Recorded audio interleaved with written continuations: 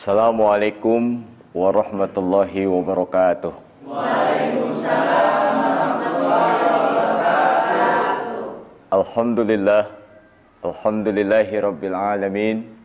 Wassalatu wassalamu ala asyrafil anbiya'i wal mursalin, Sayyidina wa habibina wa syafiina wa maulana Muhammadin wa ala alihi wa sahbihi ajma'in, amma ba'du. Para pemirsa Cahaya Hati yang dimuliakan Allah Subhanahu wa Ta'ala, bahwa setiap manusia melakukan kesalahan, dan sebaik-baik kesalahan adalah bertaubat kepada Allah Subhanahu wa Ta'ala.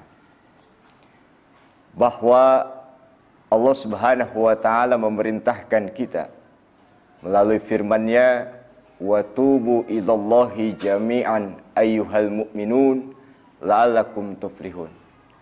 Dan bertaubatlah kalian kepada Allah Subhanahu wa Ta'ala, hai orang-orang beriman, supaya kalian mendapatkan keberuntungan.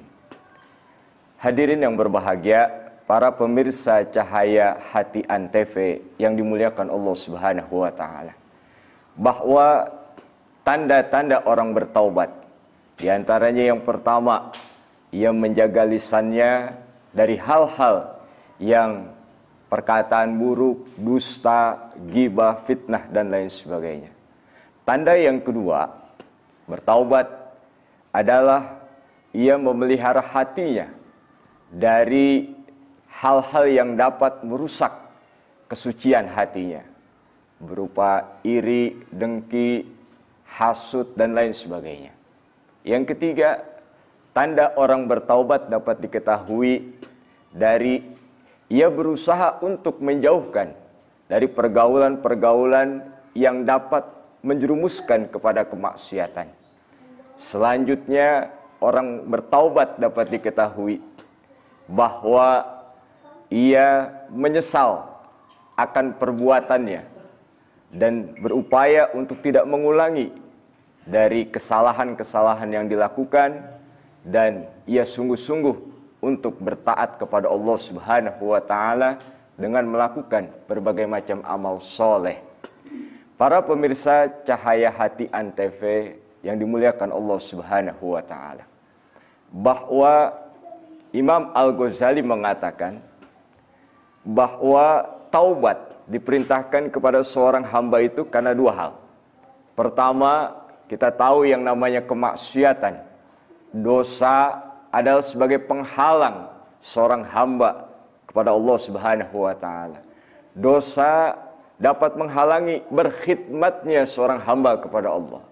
Dosa dapat menghalangi untuk melakukan kebajikan-kebajikan, dapat menghalangi untuk melakukan berbagai macam amal soleh. Itu yang pertama. Yang kedua, bahwa taubat adalah merupakan syarat diterimanya amal kebajikan. Oleh karena itu, maka kita sebagai seorang hamba, bahwa kita bertaubat kepada Allah dengan taubatan nasuha, bahwa kita sadar bahwa diri kita, dosa itu dapat menghalangi kita dalam rangka ibadah kepada Allah, mendekatkan diri kita kepada Allah. Dan juga dosa dengan taubat kita kepada Allah akan bisa diterima amal-amal ibadah kita oleh Allah Subhanahu wa Ta'ala.